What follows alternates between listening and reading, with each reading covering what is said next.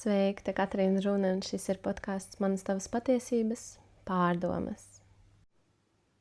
Šodien vēlos jums uzdāvināt kaut ko īpašu, tādu kā rituālu vai ieskatu rituālā, kuru es pati veicu. Parasti katru gadu pirms ir iestājies jau jaunais gads. Un kaut ko līdzīgu mēs veiksim studijā šogad 28. decembrī. Un šis podcasts būs pēc tam, tiem, kas netika klātienē. Un šo jūs varat saglabāt sev kā tādu pieredzi, jaunu iespēju paskatīties uz savu veco gadu un iedvesmoties jau jaunajam. Tad, kas jums būs nepieciešams? Būs nepieciešams brīva telpa, ērta vieta un būs vajadzīgs rakstāmais un balta lapa vai piezīmu klāda, kur jūs vēlaties pierakstīt savas domas. Tad šis ir tāds rituāls, kas man palīdz noskaņoties nākošajam gadam un palīdz arī saredzēt to, kas ir noticis līdz šim šajā gadā. Tad gads ļoti ātri paskrien un 2025. gads nebija izņēmums. Un, ja es runāju par savu gadu, tad viņš bija tik dažāds. Un decembris man pagāja diezgan tādās vēl 2025. gada izskaņā un apcerīgā noskaņojumā, vēl vairāk sevi sajušanā. Un tad šis ir tas brīdis, vēl pirms ir iestājies 2026. gads, kad mēs varam apsēsties ar sevi klusumā un pavērot, kas ir noticis, rakstīt savas piezīmes un tajā pašā laikā jau padomāt par nākošā gada sajūtu. Un kas man palīdz struktūra, kaut vai neliela. Šis nebūs nekas sarežģīts. Un es vēlos jūs iepazīstināt ar savu metodi, kā es izrakstu savu iepriekšējo gadu. Un šis ir tāds podkāsta formāts, kurā jūs jebkurā brīdī varat uzspiest pauzi, dot sev laiku un nesteidzināt sevi, jo es iešu pa punktiem diezgan ātrā ritmā, bet tas nenozīmē, ka jūs vēl neturpināt rakstīt. Jūs apstādināt mana balss ierakstu un pildat tik ilgi, cik jums ir vajadzīgs, un tad atgriežaties, kad esat gatavi un turpinat. Tad mums ir šī baltā lapa, klāde, rakstāmais, ir ērta vieta telpā, tas var būt krēsls, tas var būt pie zemes, tas var būt pie jūsu altāra. Tad vēlams tādā vietā, kur jūs netraucē un jūs jūtaties labi. Varbūt šī vieta jau ir īpaši izstrādāta jau līdz šim, tad ņemam talkā to, kas jau jums ir pieejams. Un iekārtojamies ērti, un pirms mēs sāksim ar rakstīšanas daļu, aizveram acis, iztaisam mugurkaulu un vienkārši pavērojam, kāda ir jūsu elpa šajā brīdī, kā jūs jūtaties. Var ielpot nedaudz dziļāk, izelpot nedaudz garāk. Var izelpot caur muti, caur degunu, pēc sajūtas palpam uz brīdi dziļākas elpas un pavērojam sevi. Vēl viena.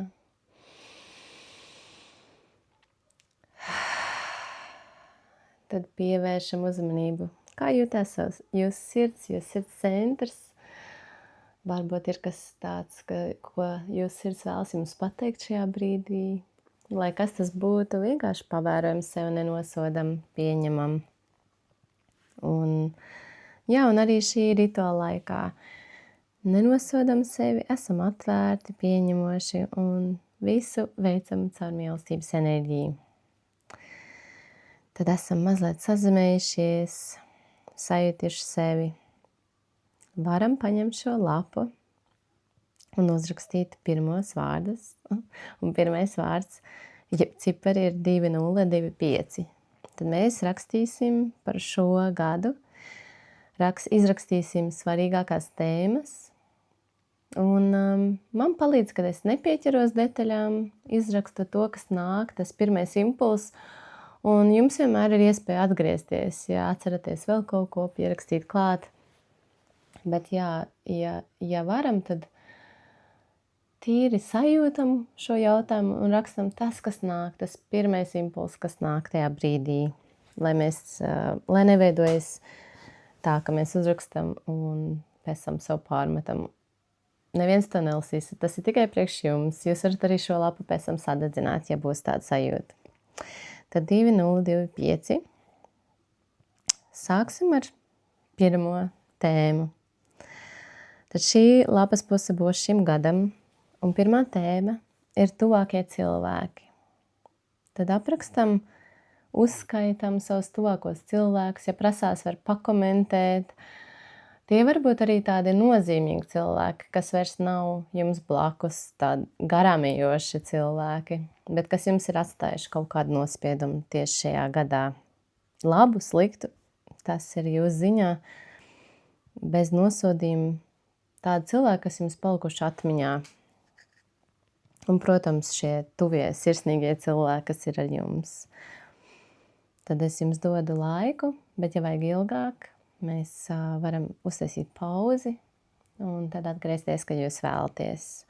Ja runa ir par maniem tuvākiem cilvēkiem, tad tā noteikti ir mana ģimene, kas ir bijusi ar mani šajā gadā.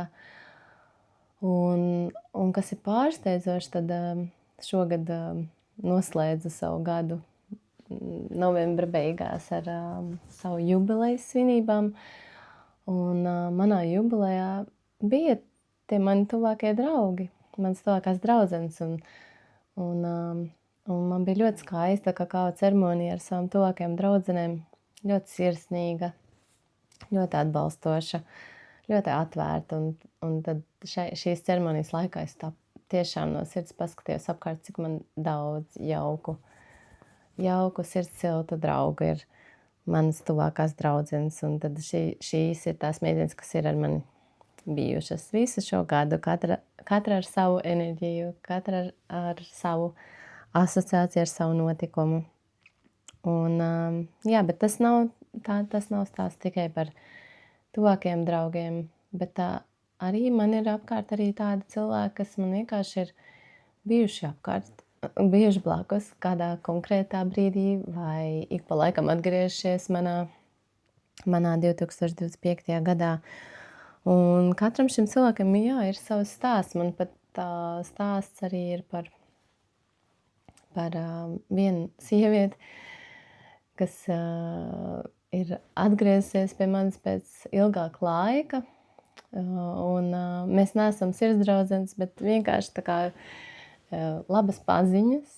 Un viņa man ar vienu jautājumu iedēstīja sēklu tādai jaunai idejai, kur es pat nebiju tā paskatījusies to, ka tas varētu būt kaut kas tāds, kas varētu būt ar mani saistīts. Un šī mazā sēkla beigās izauga par lielāku jau ideju, kas ieiet arī 2026. gadā, par ko es esmu ļoti pateicīga. Tā, kad arī tādi paziņas, garāmieši cilvēki var pēkšņi jums nospoguļot to, ko jūs neesat sevī vēl saredzējuši. Tas ir tas, kas ir šeit arī jāpieraksta. Tad tie tuvākie cilvēki vai cilvēki, kas ir atstājuši tādu nospiedumu šajā gadā. Un, kad esat gatavi, otrais punkts ir smieklīgākie momenti. Tad smieklīgākie notikumi, kas ir notikuši tieši šajā gadā. Ja runa ir par mani smieklīgākie momenti, man šogad nav viņu daudz, bet es teiktu arī visvairāk smieklīgākie notikumi un arī vispār tādi priekpilnākie ir vairāk uz gada beigām, jo mans gads iesākās vairāk ar tādu kā slimošanu un jā, tādu pat vairāk kā vientulību nekā iziešanu uz āru. Un tad tagad gads noslēdz man ar daudz piedzīvojumiem un smieklīgākie momenti man ir, es piedzīvoju akrojogu, tādu gaisa vai pāri jogu. kad tur mani un es lidoju gaisā vai man jāuzties kādu piruetu. Un smieklīgākais, jā, ir tāda iziešana no komforta zonas, pasmieties pašai par savu, par sevi tur, parotaļāties un bija arī izkritieni ārā vai ka nevar kaut ko noturēt. Un otrādi. Un vēl smieklīgākais moments man bija jauna pieredze ar augsto peldu. Es eju šis jau 2. gads, kad es eju gada garumā augsto peldu. Un bija virs ūdens neliela ledus kārta, un es ļoti droši gāju iekšā, jo man likās, ka ir +grādi, un tas ledus ir ļoti tāds, viņš nav ass, es domāju, viņš ir trausls, un ejot tā ļoti droši iekšā, labi sagriez savu kāju. Un pati vēl pirms tam nobildēju ļoti skaisti instagramīgi bildi. Un pēc tam aizēju mājās un skatos, ka man ir daudz asins un jāuzliek tāds milzīgs plāksters savas kājas un vēl jāpadomā, vai nevajag braukt sašot to vietu. Bet viss beidzās labi. Es par to pasmējos, jo tas likās tiešām smieklīgi. Izklausās biedējoši vai, nezinu, kā man viena draudzene teica, tev nu gan melnā svītra, bet es tiešām to uztvēru ļoti smieklīgi. Man likās vienkārši tāda jauna pieredze, un es smējos pat par savu to drošumu. Un jā, tie ir mani tādi smieklīgākie momenti, padomājiet par savējiem. Un tad nākošais 3. punkts ir biedējošākie momenti šajā gadā. Un man par šo vēl ir jāpadomā, varat padomāt par savējiem, kas tādi biedējošākie. Man varbūt biedējošākais ir, man bija šogad degunas darbsienas operācija, un tā attiešana no operācijas man ļoti, ļoti biedē šie brīži, kad tā operācija kā iejaukšanās un narkoze un tā attiešana bez narkozes. Es biju ļoti dīvaina šajā reizē. Man šī ir mana 2. operācija savā mūžā. Un viņa nebija ilga. Pēc 1. operācija man bija ilgāka. Bet, jā, pēc šīs operācijas jutos ļoti, ļoti dīvaini. Un biedējošākais bija tas, ka tas efekts man bija diezgan ilgi.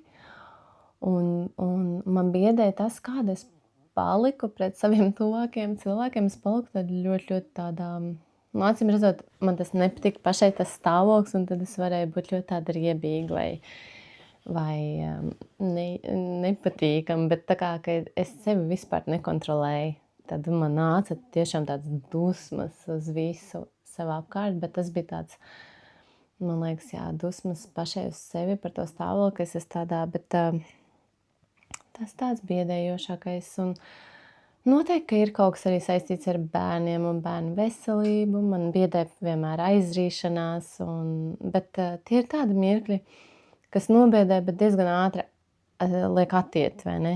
Jā, visticamāk kaut kāds bērnu kritiens, un tur beidzās viss labi, bet tu sabīsties. Un, jā, es esmu ļoti tāda, es sajūtu arī uz gadu beigām, ka man mazliet tāds trauksmēnums par šo tēmu arī bija diezgan bieži tādi visādi kaut kādi mazi incidenti, un tad kaut kas mazākais notiek, un es jūtu, kā es salucos un uzreiz sabīstos.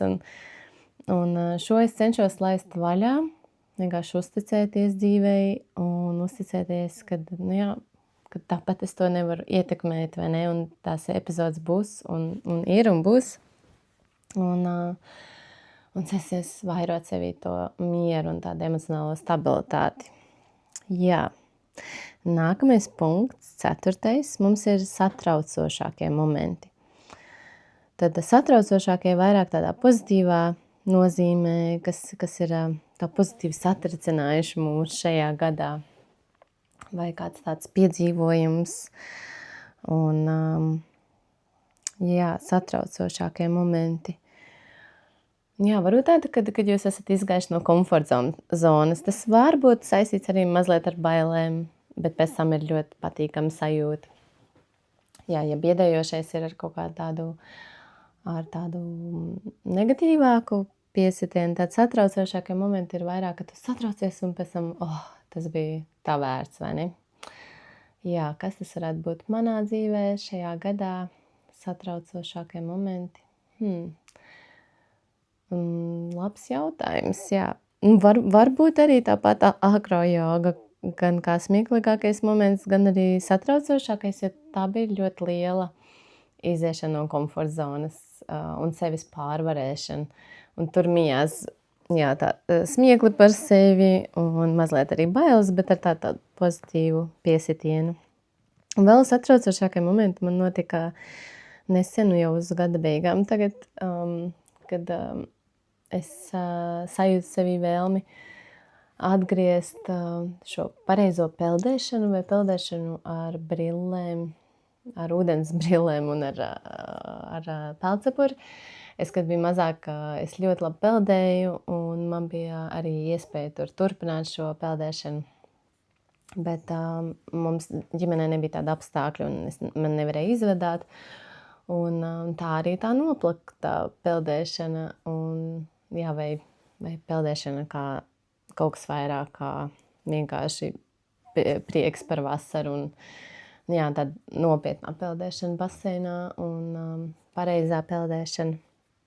Un, jo es vecāk palieku, jo lielāks bailes par šo tēmu, un tad satraucošākie momenti, ka es tagad nopirku sev beidzot peldbrilles un izaicinu sevi peldēt ar galvu ūdenī.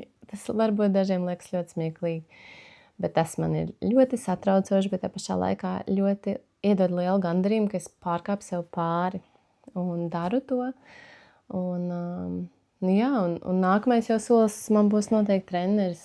Un tiešām, kad es centīšos peldēt pareizi, šobrīd es cenšos vienkārši pārvarēt bailes, likt galvu ūdenī un arī aizturēt elpu un sajust sevi.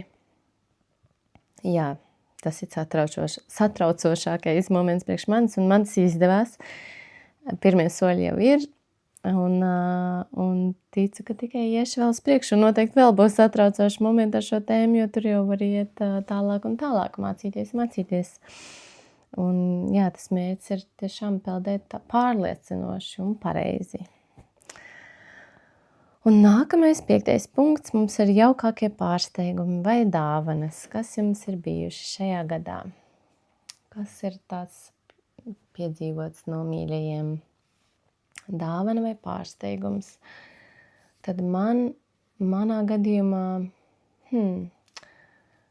es teiktu, ka īstenībā šogad kaut kā vairāk es novērtēju tās mazās lietas, un man bija nesen tāds, to var arī teikt, ielikt pie biedējušākiem momentiem, bet es tagad sapratu, ka es viņu tā neuztveru, kaut arī tāpat kā ar kājas sagriešanu, tas varētu skaitīties arī kā biedējošs moments, bet man aizgāja pie smieklīgā. Tad man bija tāda neliela avārijas situācija stāvvietā, un es nekad nebiju iekļuvusi avārijas situācijās. Uz ceļa brauc vairāk, man ir tiesības vairāk kā 10 gadi, bet brauc mazāk. Bet es braucu labi un cenšos braukt prātīgi. Un, man nebija 5 gadu laikā bijis neviena avārija. Un tad sanāca stāvvietā cita cilvēka vainas dēļ, bet es arī biju vainīga, un es arī tad maksāšu savu sodu, labošu savu mašīnu. Bet nepatīkama situācija, un diezgan ilgi bija jārisina tur šis jautājums ar policiju un arī ar to otru pusi. Un tad, kad es nokļuvu mājās, jau bija pagājis ļoti ilgs laiks, un man vēl bija jāved sev mājās, jo tas notika Rīgā, es esmu Siguldā. Un tad vēl bija jāsēž pie stūres atpakaļ un jāved sev mājās, un tad tas viss kopā bija diezgan tā, emocionāli, vai ne? Un tas paliek, sekas paliek. Un tad man mājās sagaidīja manas meitas, un tas pārsteigums, kas bija jaukākais, viņas bija sarakstījuši man dzējoļus. Un vienai 4, otrai 9 gadi. Un vecākā meita laikam bija palīdzējusi mazākajai rakstīt, bet vecākā meita uzrakstīja pati savu dzējoli. Un mazākā atkal tādas mīļas vārdus man. Un viņas bija uztaisījuši man kartītes. Un tādas ļoti sirsnīgas un atbalstošas. Un tā visa tā sliktā pieredze man palika ļoti aizmugurs tik ātri, kur es pat neesmu viņu atzīmējis savos biedējošākos momentos, bet jā, un tas, es tik atceros tā momentu, kad es ļoti slikti jūtos, un tad atnācu pie ģimenes, un man dod tās kartītes, un tie vārdi, un tā mīlestības enerģija vienkārši bija pār visam, un tas bija mans tāds sirsnīgākais pārsteigums, ko es tādu tagad spilgtāko atceros, un tādi momenti paliek, jā.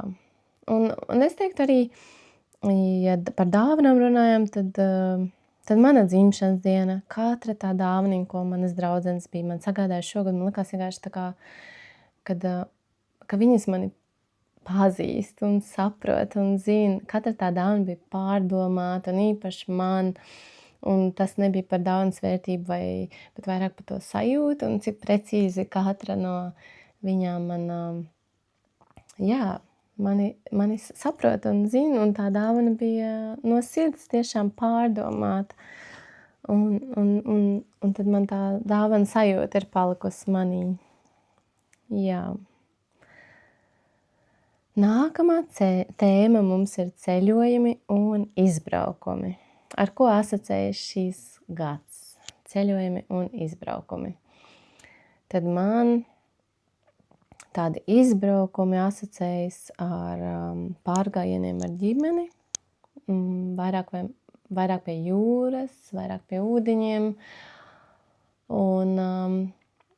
Bet, ja par ceļojumiem runājot, tas ir mans retrīts Toskānā. Man bija nedēļu garš retrīts, jogas retrīts Toskānā maija beigās, un pēc tam es vēl nedēļu biju ar ģimeni Toskānā, un tas tāds lielākais man šī gada brauciens, bet bija arī mini braucieni. Bet, jā, Toskāna laikam ir tāds lielākais, jo ir īpaši retrīts, bija ļoti, ļoti sirsnīgs, sievišķīgs, latvisks retrīts Toskānā, un tāds, teikt, man tā sajūta pēcgarša palika tāda ļoti, ļoti perfekta, un man likās tik cieņpilns un mīlestības piepildīts retrīts. Man sen nebija bijis. Katrs retrīts ir īpašs, bet citreiz tāds tā kā vairāk ka es sajūtu, ka cilvēks ir atbraucis uz ceļojumu un vienkārši labi atpūšās, bet šeit bija tiešām tā saikne un kopā būšana un kopīgs prieks, un jā. Un tas man tā sirdī palicis ir tuvu. Un jā, šogad man tad no ceļojumiem pārsvarā tie tādi mini izbraukumi, kas man ir bijuši reizi tur 2 mēnešos, tāds 1-2 nakšu izbraukums. Un katrs šis izbraukums man ir palīdzējis tā kā iedevis iedvesmu atkal darboties tālāk. Un noteikti nākamajā gadā es vēlos šo turpināt, bet arī ielikt tādus lielākus ceļojumus, kas mani arī motivēs tām jaunajām idejām, jo es sapratu, šogad man bija mazāk, nebija pārāk labi ar veselību, un man bija šis jāatrisina un sevi jāprūpēs par sevi, un tad tagad ar dubultā jaudu varu plānot nākošos, jo jā, ceļojumi ir mans aicinājums, un ceļot pa pasauli, iepazīt vietas, man ļoti, ļoti patīk. Un ir īpaši, kur ir dabas skaistums un dabas varenība, tad man ir plānā noteikti to turpināt. Nākamā tēma ir kādas filmas, kādas grāmatas un kādas dziesmas asociējas ar šo gadu. Ja runā par filmām, tad man ir viena filma, ko man ieteica, un es tagad domāju, vai es pareizi atcerēšos nosaukumu Inside Hero vai Unsung Hero, tā kā neapdziedātais varonis. Ļoti, ļoti skaista filma par spēcīgu ģimeni, bet tieši par spēcīgu mammu. Un es no sirds iesaku šo redzēt. Man šo filmu ieteica, un es biju priecīga viņu redzēt. Es tikai neatceros, vai es viņu skatīju. Es viņu skatījos, laikam, tuvu pie pagājušā gada, jaunā gada. Man ļoti, ļoti patika. Bet tā asociācija vēl ir ar šo filmu. Ja runā par grāmatām, grāmatas man šogad ir daudz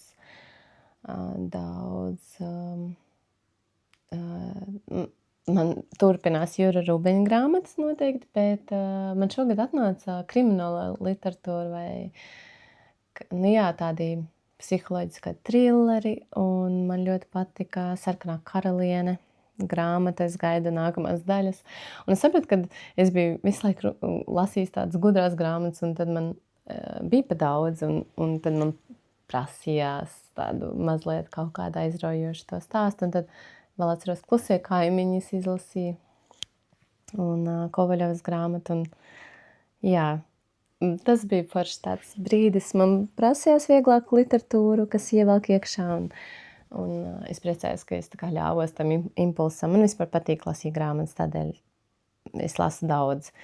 Bet katrā periodā ir sava tā enerģija, un šobrīd manas grāmatas ir mācību grāmatas, jogas mācību grāmatas, jo es eju padziļinātāk, mācos dziļāk par jogu, filozofiju, anatomiju, un tad man visas šīs grāmatas diezgan nopietnas, un ir paliels saraksts, kas man ir tagad jālasa.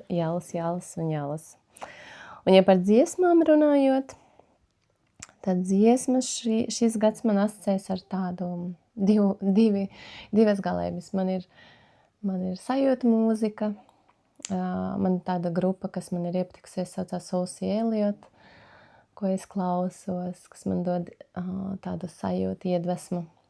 Un tad arī šogad biju uz Prāta vētras koncertu, tad Prāta vētra asociējas man ar šo gadu. Un tad noslēdzot, es biju uz Zara Larsona koncertu Arēnā Rīga, un tagad, gada beigas man asociējas ar šo dziedātāju, un tā ir zviedru dziedātāja. Man likās, es vienkārši lielā ballītē atnākusi, un tagad, kad gribās tādu tā kā jaudīgāku enerģiju, viņu var uzslēgt un padējot pie viņas, un liekas uzreiz tāds dzīvīgums un rotaļīgums atnāk, un man arī patīk ļoti skaisti. Tas koncerts bija jaudīgs, krāšņs, un viņi man iedvesmoja vispār tā kā vairāk padomāt par to, par krāsām savā gardrobē un vispār par tādu dzīves svinēšanu un baudīšanu. Protams, ka viņa ir tāda popsīga, ļoti, ļoti popsīga, un tērpi ir ļoti tādi izaicinoši, bet man patīk dažādas enerģijas dziesmām, un tad jauki, ka es biju šo koncertu ar savu vecāko meitu un tiešām izbaudīju, un tādēļ man šis gads asociējas ar šo mūziku. Un nākamais punkts mums ir sasniegumi. Tad kādi sasniegumi ir bijuši šajā gadā? Kādi ir mani sasniegumi? Tad tas nav tikai par kaut kādiem diplomiem vai mācībām, bet arī par iekšējiem sasniegumiem. Un sasniegumi. Kas varētu būt? Mans sasniegums ir, ka es esmu izgājis no komforta zonas un pasniedzu tagad jogu arī Siguldas sporta centrā. Tas man atnāca jūnijā, tā vēlme iziet ārā no savas studijas un pasniegt arī kaut kur citur. Tas ir man tāds liels sasniegums, jo es biju ļoti labi iesēdējusies savā mīlīgajā feminīnī studijā.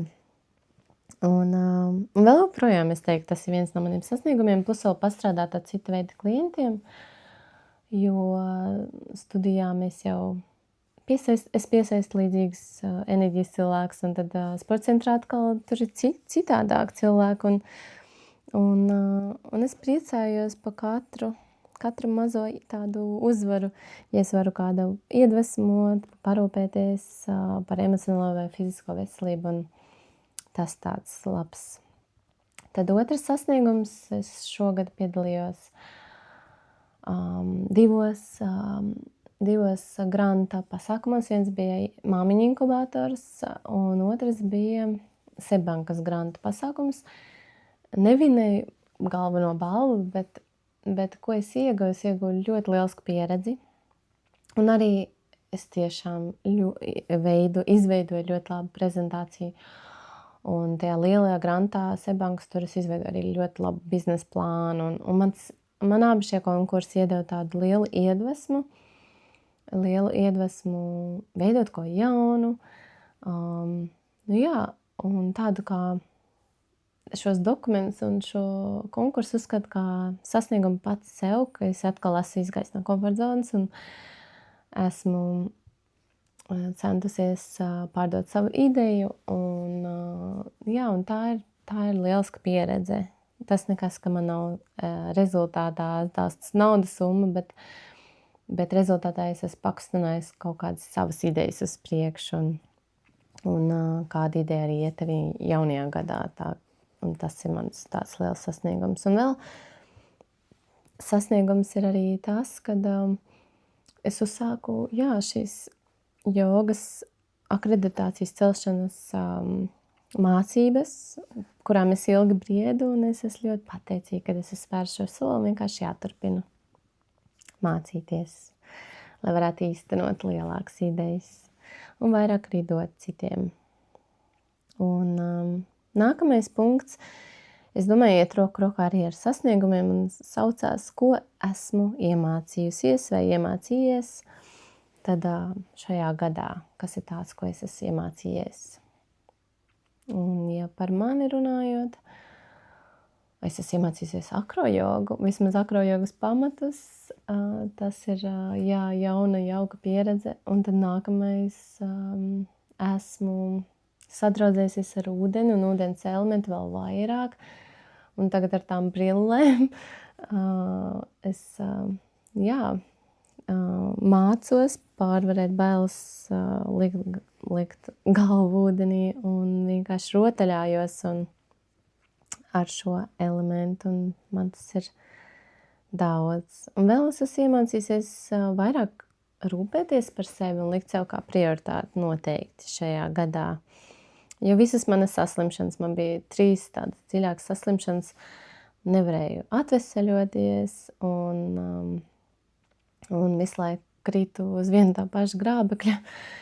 Un tas arī bija, es vienkārši nesadzirdēju sevi, neļauju sev būt un rūpējos par citiem vairāk kā par sevi. Un tad,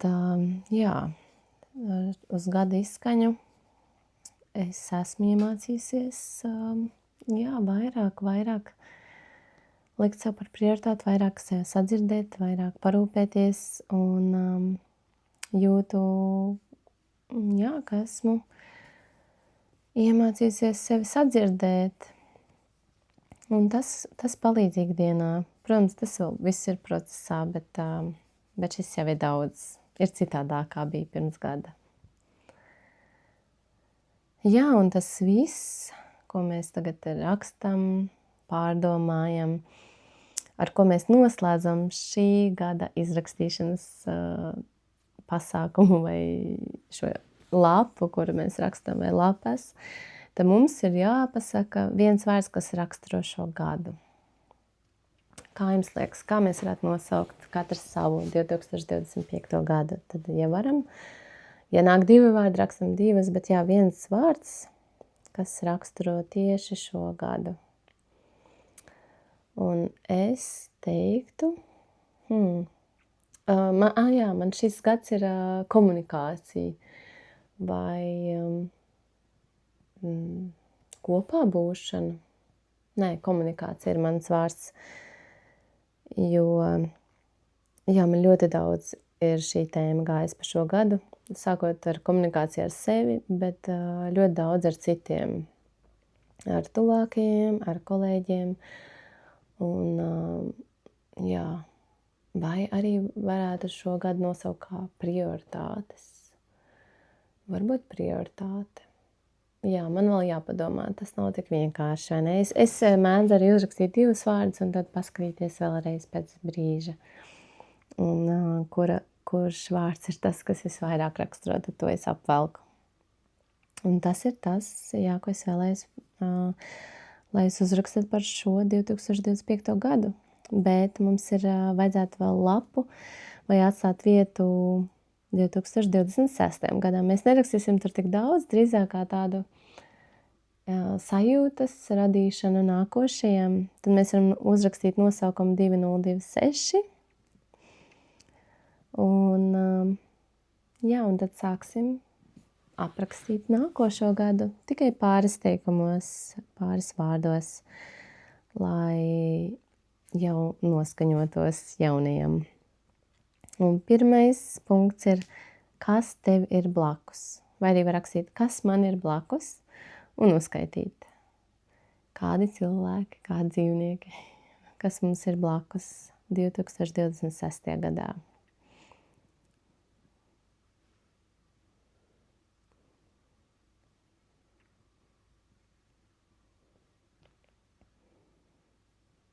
Jā, man noteikti blakus ir mana ģimene, man tuvākie draugi. Un ir arī pāris personas, kas man ir bijuši šajā gadā, tad noteikti vēlos turpināt nākošajā vai nu sadarbības. Jā, jūs varat arī padomāt, vai ir kāds cilvēks, ar ko forši sadarboties, vai kas jums dod iedvesmu ikdienā.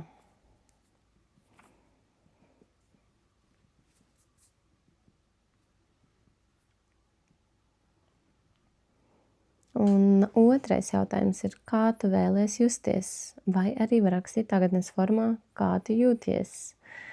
Jo tagadnes forma iedod lielāku manifestāciju, ka tas jau jums ir. Kā tu jūties 2026. gadā? Es, ja rakstītu par savu nākošo gadu, noteikti vēlos saglabāt šo iekšējo spēku,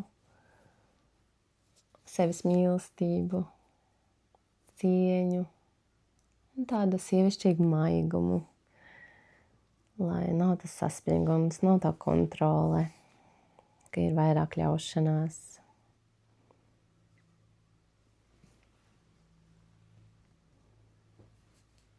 Un trešais punkts ir, ko vēlies darīt vai sasniegt, vai arī ko tu dari un ko tu sasniedz. Jā, tas ir vairāk par tādiem mērķiem un darbībām nākamajā gadā. Man ir tādas vēlmes, un uz ko es eju, bet vēl skaļi neteikšu. Man ir jāuzraksta tas priekš sevis, un tik līdz būs jaunumi, es došu ziņu. Vai nu šeit, vai sociālos tīklos un studijā.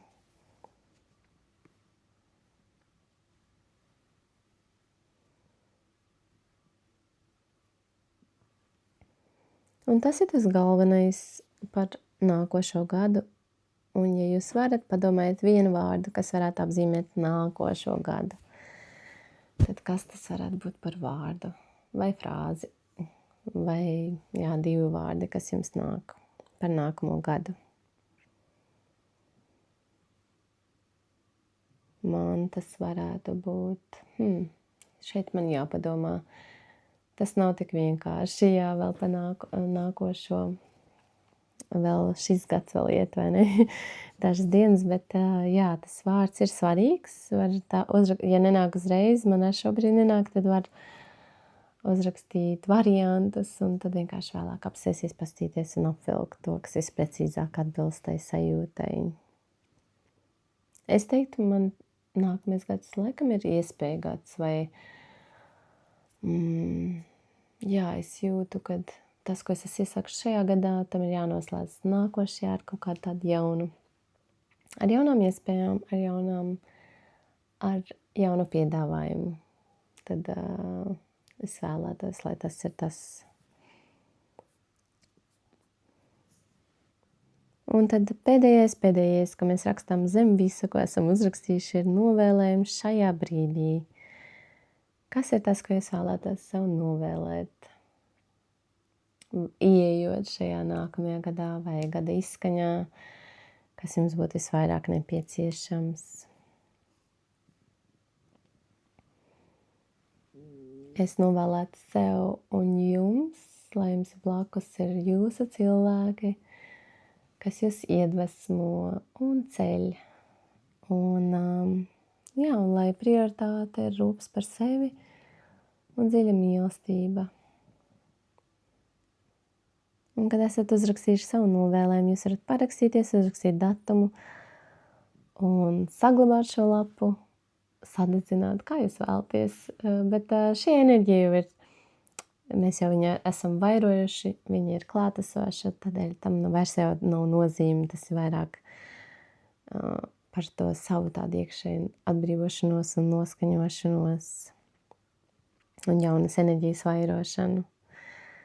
Jā, paldies, ka klausījāties, un ceru, ka jums izdevās, un ja neizdevās nekas, atrodiet citu reizi, citu brīdi, un veltam savu laiku. Šo var darīt arī jau jaunajā gadā. Tas nav obligāts uzdevums līdz tam, tad, kad ir brīdis, un es vēlu, lai jums ir mierpilna, jauka gada izskaņa, un lai ir tāds skaists, īpašs jaunais 2026. gads, un lai piepildās visu, ko esat iecerējuši.